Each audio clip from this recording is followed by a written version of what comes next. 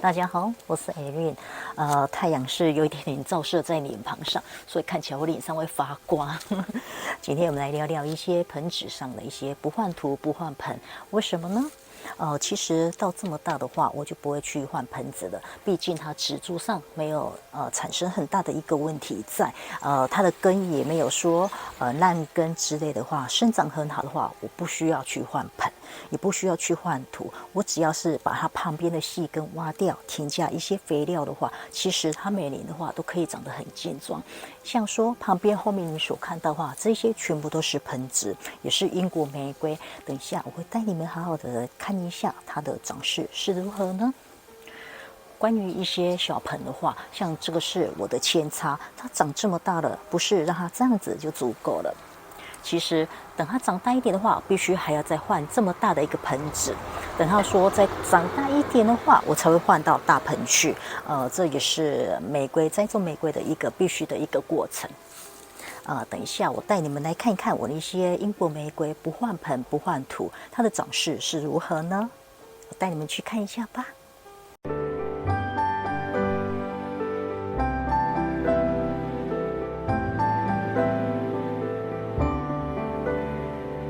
接下来我介绍一下我们的金色庆典。这一株的话就是盆纸，它的长势16年可以长成这样子。后面这一些也全部都是盆纸。等一下我慢慢来摄影给你们参考一下，它的盆有多大，它的长势又是如何呢？它从来没有换过土，也没有换过盆的。这一些盆就是种植之后的话，不再换盆了，也不再换土，我只把它的细根去除掉，下个肥，然后再添加一些新土。接下来我们来看一下这个金色庆典它的盆纸。这个盆就是金色庆典的盆纸，这是一般的话所用的盆子，这是最小的盆子。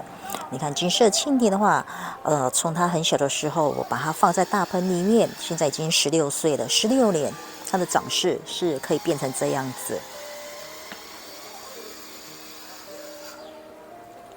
我们来看看金色庆典旁边这个英国玫瑰黑五的，我去年种下它的。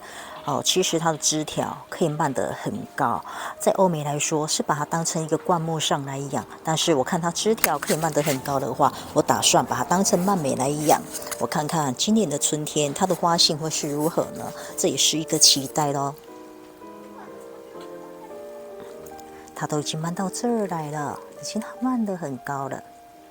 这是它的枝条，期待春天是如何呢？整体上来说，这一区全部都是盆纸，可是它也不输地质的一些长势。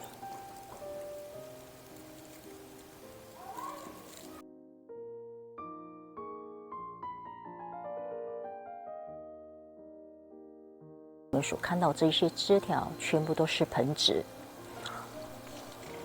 其实盆纸它也是可以长那么大的，所以你们不用担心。盆纸其实它的长势也是不错的。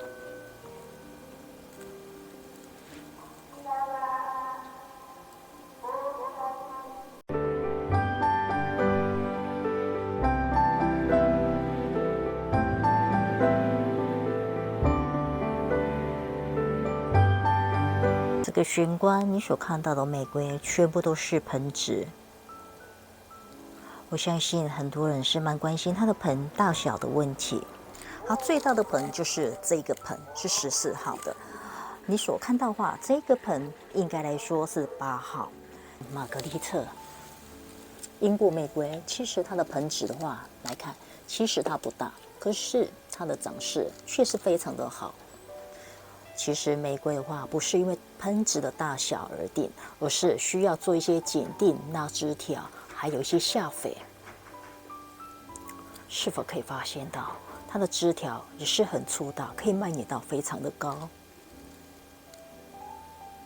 现在所看到这个盆算是还蛮大的，算是10号的吧。一般来说，盆纸它的长势也可以非常的好。我往上拍来让你们看一下。这是玄关处的玫瑰，它春天花开的话，可以开好多的花儿来。来看一下这些英国玫瑰的枝条，它都可以蔓到这儿来了。虽说是个盆植，可是它的长势确实非常的好。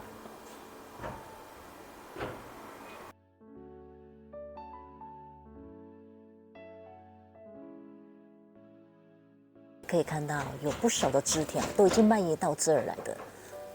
它的枝条其实它是英国玫瑰的枝条，它的盆虽然不大，可是它可以蔓延得非常的高。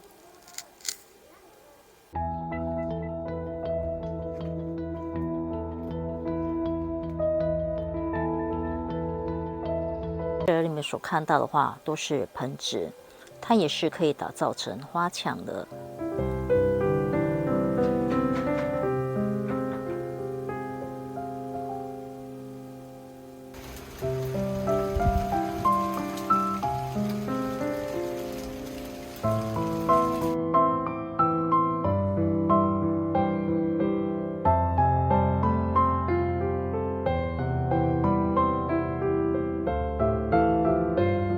甚至你可以看到远处有一株的话是英国玫瑰，其实它也是盆植。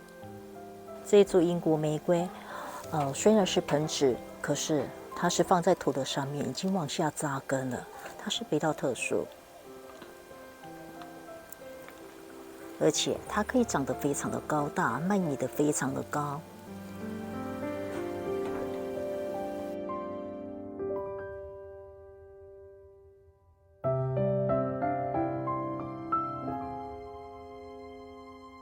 所以我们可以清楚的了解，盆的大小根本不是一个问题，而是蔓延上的话，处理就是修剪、拉枝条，还有下肥是最重要的。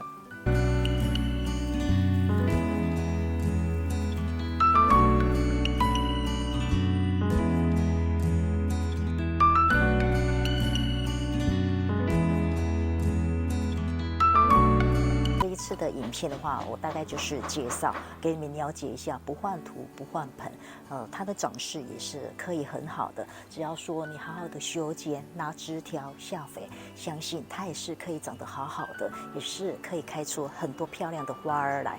期待我们下回见哦，拜拜。